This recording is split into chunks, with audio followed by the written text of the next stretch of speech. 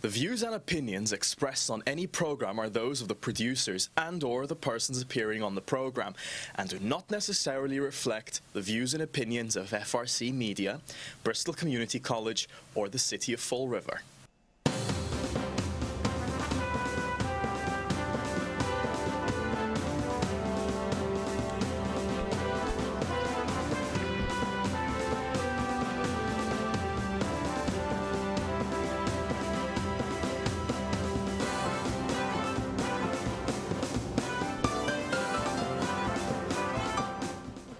Well, hello. Welcome to Spindle City Straight Talk. I'm Chip. And I'm CJ.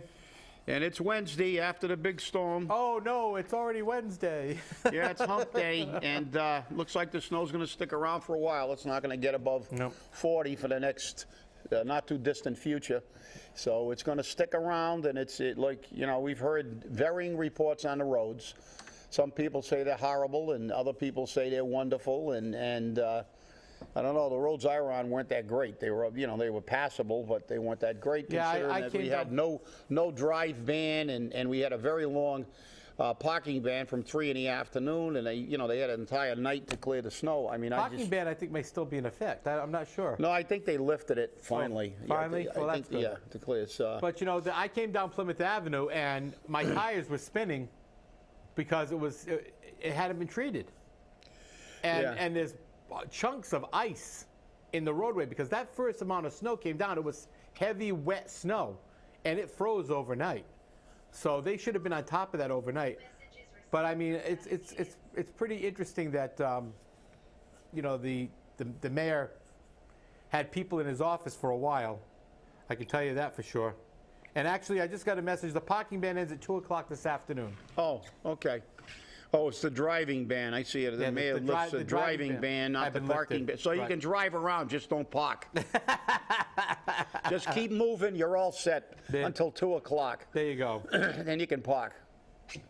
But, yeah, and I see we have an article by our friend about petty arguments about what we brought up about the being removed, state representative being removed from the Durfee Building Committee. And he's got, as usual, he pokes fun at everybody, including us. But he makes some valid points, and whether you agree or disagree, it's good to have a perspective from someone who is a professional observer, because that's what realistically reporters are. They're not in the fray. And I know Mark likes boxing like I do, and he likes to use boxing analogies, so he's kind of like the sports writer. He looks at what's going on in the ring. He's not in the ring taking his shots. But it's good to have somebody that observes and writes, because it gives somebody a different perspective. And some of the things they're really good. He talks about how people die in his city, and the funeral parlor in the Flint makes 68% of its business based on state-assisted funerals. It means they can't get $7,000 to put them in. So as he said, they're burying them in cardboard boxes while all the political hacks are getting pay raises and jobs. And so it's a pretty good article. Read it.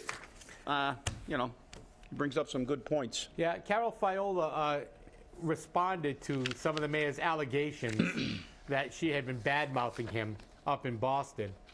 And she did acknowledge that when she was questioned about the FBI investigation, she did say that it's not a good thing for Fall River, which it's not a good thing for Fall River.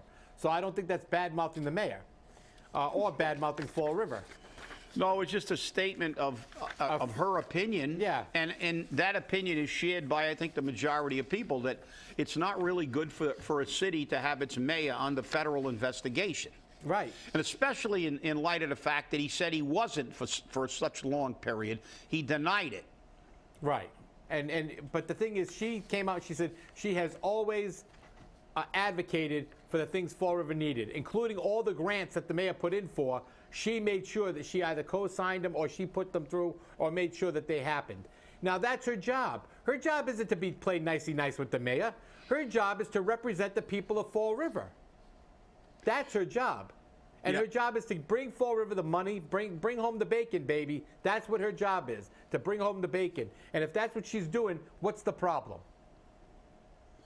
Yep, and you know he goes on in the article. It says $100,000 for a rebranding campaign. It meant nothing to start with, and means even less now. $1 million or better for streetscapes up in the Flint. They're burying them as cheap as they can in government center where the paychecks are large and there's plenty of time to throw a crying fit because state rep talked bad about you.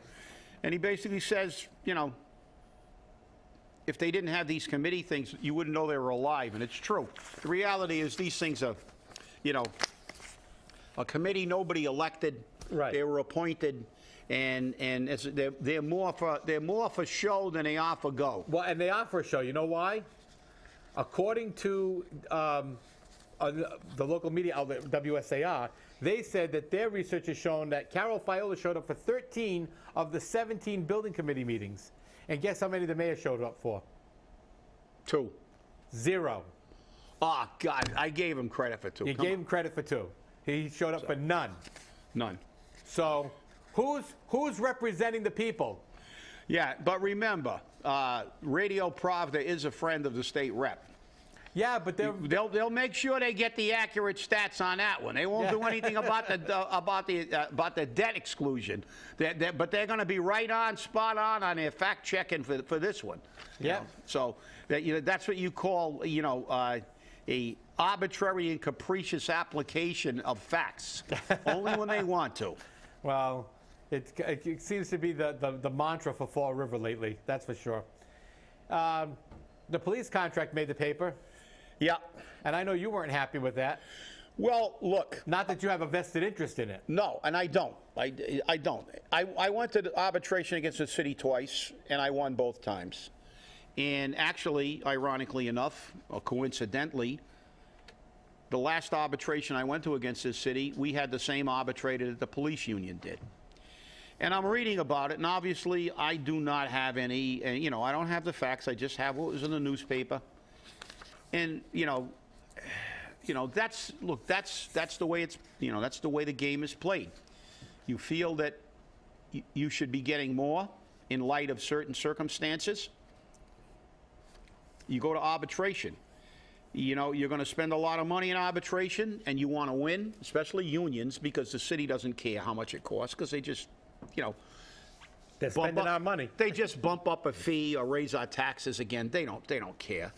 And sometimes cities take everything to arbitration for grievances and for contracts intentionally to bankrupt unions and make them unable to fight the fight.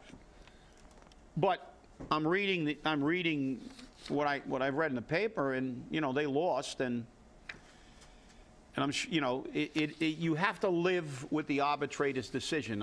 I'm hoping, I'm sure they did the best they could, but I'm looking at it from a perspective of somebody who's done it more than once, who's done hundreds of grievances in arbitration, and I'm looking at the thing. And again, this is what you present, and I'm not sure.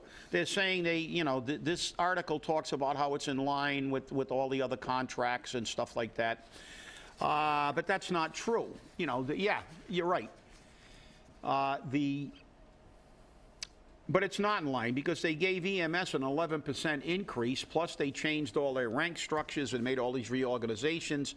But then they'll say, well, it's, but the problem they face here, and it's always problematic, and it's one that made probably this arbitration a 50-50, because what the city is portraying is not accurate. They say they got no money, but they're making all kinds of jobs and giving out $40,000 pay raises and 11% to some people in some bargaining units. And I'm sure that hopefully they had this in their presentation. But what I think they got caught by is there's historically in the JLMC always been parity between fire and police. There's always wage parity. And I think that because the firefighters, and they may have had other things in there besides the pay raises, because they, that's part of the game. You hide stuff in stipends and other things, and we all do it because you try to get as much money as you can. That's your job.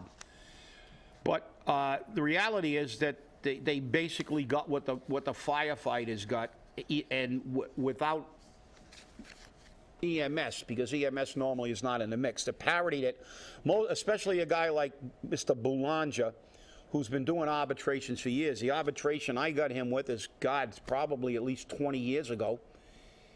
He's been an arbitrator a very long time, and he's a very good arbitrator. But the problem that the police union faced, and I sympathize with them because I don't like to see any union lose an arbitration. But the fact is that there's always historically been a parity between fire and police, and the other unions are kind of on the periphery. They don't really count. But they talked about a universe, and that's inaccurate unless something drastically has changed. Taunton should not be in our universe. They're nowhere near our population as Attleboro. New Bedford, yes. Lowell, yes. Lawrence, yes. Brockton, yes. Newton, yes, but they throw them out because they're too rich. Cambridge, yes. The universe is normally made up of cities and towns with a fairly close kind of population, and Taunton's what? Half our size? Something like that. Or less than half. I know that the Taunton Fire Department uses for basically an annual report what the Fall River Fire Department uses for a monthly report. So they don't get anywhere near the runs. They don't have anywhere near the population. I'm not sure that's accurate. And if they did use it, I would have been contesting that, because they were never allowed in our universe. And because if they wanted to do that, if they want to bring Taunton up, I'll bring in Wayland, where the average household income is $200,000. I mean, and then what do you think their people get paid? A hell of a lot more than our people do. So, arbitrations are about trying to come to a decision that allows a relative parity. But hey, too bad. You gave it your best shot, guys. Hold your head up. You did what you felt you had to do. And that's the name of the game. You win some, you lose some. Especially when it comes to contracts. I mean, if you go to a grievance arbitration about a single issue and you get a ruling against you, it's not great, but it only affects that one particular issue or individual, and anybody in the same circumstance, whatever you're grieving. But when it's a contract negotiation, it's pretty, it affects every single member in the bargaining unit and their paychecks, and they've been holding out for a long time hoping they were going to win, and they didn't. But, that's the way the game is played. But I tell all you police officers, just remember, the next time they create a job and the next time they give a big pay raise, hopefully you remember that when you vote, or your friends vote, because we know there have been people that didn't follow this. I know there's parity between fire and police, but there have been people who have gotten substantial pay increases during this period that this arbitration took place. But it is what it is. The arbitrator's made his decision, and they're bound by law. It's final and binding, period. Case closed. Throw the dirt on it. That's it. It's over. You can't if you're in the Flint. yeah, you got to be in a cardboard box. That's the thing. And a lot of people think you can appeal it, and you can't. You can only appeal a decision by an arbitrator, because almost all the contracts in the city, when you go through the grievance and arbitration procedure, at some point in the language it'll say that that the decision by an arbitrator is final binding on both parties, is final and binding on both parties. The only time you can there's a very narrow circumstance that you can appeal an arbitrator's decision, and that's not the decision. You can't appeal the decision. In other words, if they say city wins, city wins. You can't go to court, although the city has a few times against us, and they got thrown out, obviously, and say, we don't like the decision the arbitrator made, and the judge says, beat it. You can't, you're bound by it. The only time you can appeal it is if there was perjury, if there were, improper facts were presented, something that actually caused that decision to be made on a faulty foundation, and it's in the law. You can read it. There are 3 fundamental elements that allow you to appeal an arbitrator's decision, and that is only on not the decision itself. Just because you're not happy, like the mayor's not happy with what Representative Fiola said, you can't like burn it down. You can't like take them off the committee, and that's it. I'm not happy with this arbitrator. Well, you know, it is what it is, and sorry, guys, I was really pulling for you. It's kind of a shame, though, especially when you look at it and you're reading this and it says, you know, Taunton was included in its universe. Yeah, Taunton's like a mini, you know, why don't we include Somerset, too? I mean, what the hell? You know, you can do Somerset and Westport, and you know, that's not the way it goes. You know, and I don't understand how the bargaining unit would even let Taunton be put into that universe. I'm not even sure if this is accurate. Obviously, this is a Herald News. That may have been a statement from Kathy Ann, but if they allowed Taunton to be put into the universe, they should talk to their lawyer, because that shouldn't have happened. Those cities are not. They're just like when we tried to. You know, we always try to even something that actually belongs in our universe. They don't let you deal with. Because I always, you know, I love Newton because they get paid mega money. It's like I always used to go, well, look what Newton's getting, and the arbitrator go, you know, get serious. You know, Newton. Look at Newton's income. Look at Newton's ability to pay. Look at Newton's this, and even though they're in the universe, you can't even use them, let alone take a small town that has a completely different economic. You know, look at Somerset years ago. We're having an arbitration class today, but people used to, you know, when I was running, guys used to always come up to me and say, why do firefighters in Somerset make more than we do, or almost as much as we do, or a little bit more than we do, or a lot more than we do? And they're like, peanut-sized. And I'd say, well, that's why. It's really simple. It's a matter of economics. It's ability to pay. I said the fire department budget's bigger than the entire town budget of Somerset at the time. And they've only got, I don't know how many firefighters, 20-something, I don't know. And I said, but then look at Fall River. Look at the ability to pay of Fall River. 50% of the property in Fall River, well, I don't know if it's still 50, it may even be more, or maybe it's slightly less, but at the time when I was doing it, 50% of the property in Fall River wasn't taxable. 50%. You've got church land, you've got city land, you've got TIFs, you've got all these other things that didn't allow any, that really affected taxes, although the TIFs are factored into the residential taxes. But, you know, nonprofits like the churches are tax exempt, and you get the city land, which is a lot. And I said, so look at the city. Now look at how much we generate in tax revenue by taxing, and look at what Somerset gets. Somerset's budget is like less than the major budgets in Fall River, a lot less than fire, police, or forget about the school.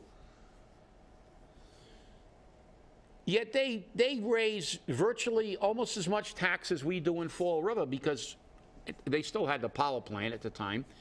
And like 75 to 80% of the stuff in Somerset is residential and taxable. So you look at the money they raise, and then you take the budget that they got a hell of a lot more money to pay people, because their budget is minuscule. When 300 firefighters, or 250 when I was on, 250 to between 300 and 255 when I was on a job, you give 250 people a pay raise. That's a big ticket item. I'm not even sure if Somerset has 250 city employees in total. And that's things that just go right over the head of a lot of people, because they think it's, well, we're bigger, we should get more, we make more runs. Yeah, you're right.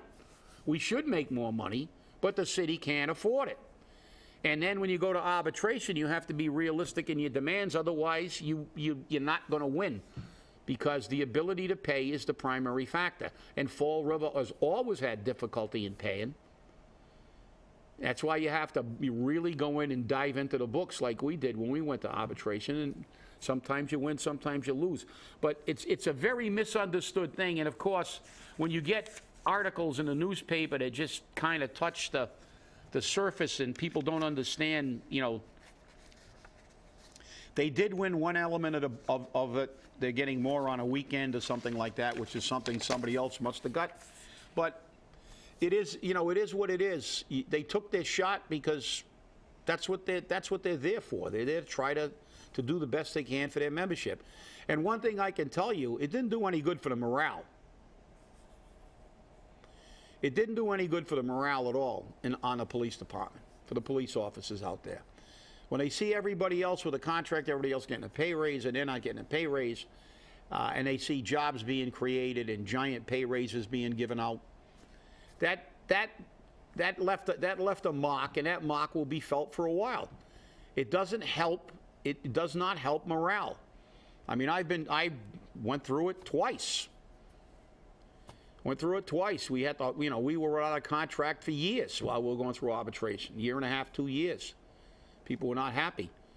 We went out without a contract a year and a half, many times trying to settle. We ultimately settled and got some retroactive. But, you know, when people are without a collective bargaining agreement and they're seeing the people who work for the city and who are political appointees getting these gigantic pay raises while we are asking for a minimal pay raise, it doesn't do any good for the morale. So you're not going to tell me they're happy. Oh, I'm sure they're not. I'm sure they're not. Hey, you remember that story from 2015 about the former state representative, Dartmouth selectman, who was convicted of embezzlement? Yes. Well, he's back in the news again. Only this time, it's a small amount of money. Wait a minute, a crooked politician? A crooked politician, yes. Oh, I can't believe it. Can't believe it either. But it's only a small amount of money this time that he hid. $2.5 million. It's chump change. Chump change, yeah, chump change. So John George, 71, also former state representative, pleaded guilty to one count of obstruction of justice before U.S. District Court Senior Judge Douglas P. Woodlock of the U.S. Attorney's Office said Monday in a news release. Sentencing is scheduled for June 12th for George, who was indicted on the new charge on April of 2017.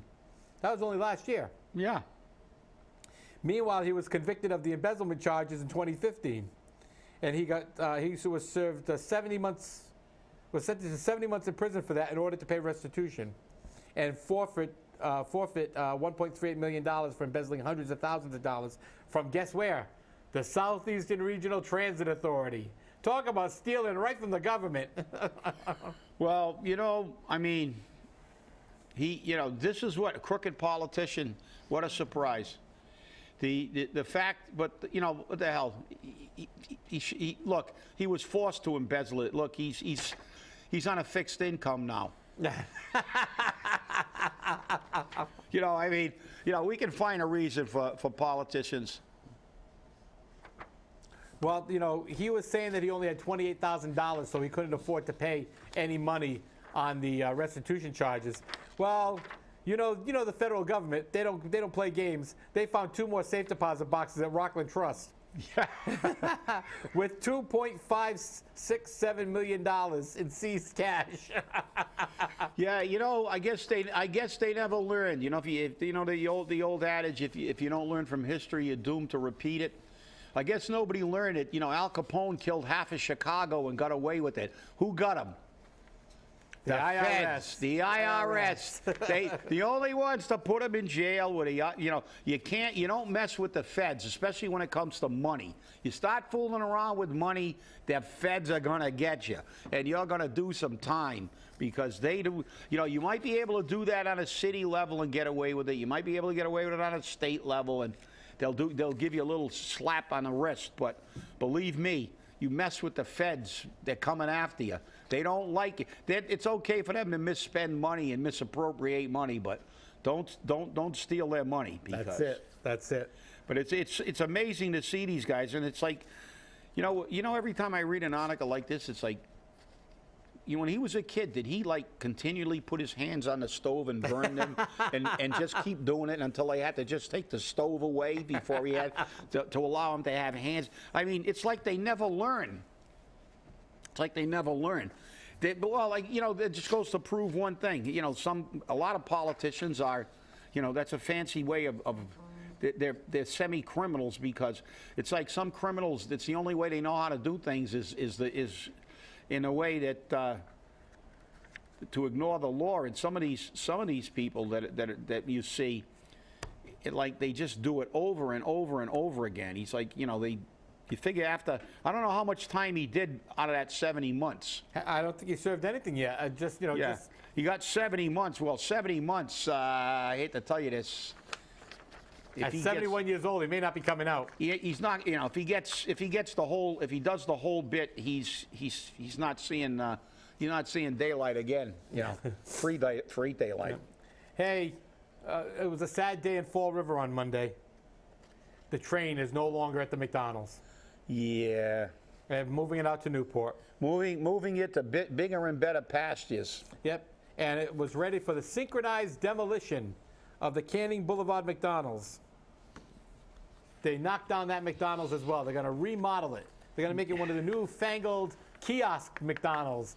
No more people. That's right. No, that's it. Now the minimum wage people and the barely minimum wage people again lose jobs at the bottom. It's always it's the Fall River jobs that are going to go now. Robots, kiosks, you name it. They'll figure out a way to get rid of the people, the last hired and the first fired, and that's one of the problems in the city of Fall River. That, you know, I don't know how many times we have to say it, even though the feds and now the state is even talking about vocational education, yep, about doing apprenticeships and stuff like that. As a matter of fact, they even said that in their presentation. Durfee's going to have a vocational. That's right. Why? Can you answer that question? That's a question I'm posing. It's just a rhetorical question. Obviously. Why do we need a vocational section in Durfee when they're going to be looking to expand the Diamond Regional Vocational School? And believe me, I'm a huge advocate for vocational training. But Germany has proven that when you deal with vocational and apprenticeship programs, it's got to be separate. In Germany, when you go to college, you go to college. When you go to high school, immediately they know if you're not college bound, they stick you in a completely different career path to allow you to get a usable trade and be basically fast-tracked into a job as soon as you get done, because that apprenticeship program puts you working for a company that, when you're done, will probably hire you. And, you know, Germany's been doing that for 50 years. They have, without a doubt, the most sophisticated and most successful apprenticeship. Even the Fall River Police Department, they now have a position in the mechanic shop for a student intern. Yeah. They're trying to get that approved. They got the union to sign off on it. It's going before the city council to approve a student intern who will make up to $15 an hour. Yeah. But, I mean, this is the way they do it. But have we ever done that in Fall River? Absolutely not. I mean, they did it in Rhode Island a while back. They had that program where they're teaching people welding and right, and they would get into the, you know, EB or something like that, electric boat or something like that. But they were getting, you know, they had a functional trade that they could get in and get a job for. But in Fall River, all they do is say, okay, let's bring in some more minimum wage jobs or something that we can't get. And I know they were great. You got lambasted about Amazon, talking bad about Amazon, but then again, how many people from Fall River are actually working at Amazon? Yeah, but you know, and if they're working there, how many are making above the minimum that they pay? Right. I mean, but again, we never really spoke bad about Amazon. We didn't. We just said that the people in Fall River were not going to get the jobs, and we were right there. So all you did was state the facts. That's right. Again, talking about the facts. But remember, you can't talk bad because they'll throw a sissy fit. Stay angry, everybody. We'll see you on Friday. Everyone throws a sissy fit.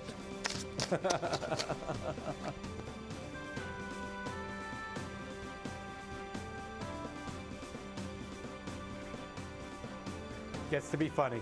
Hey, have a great day, people.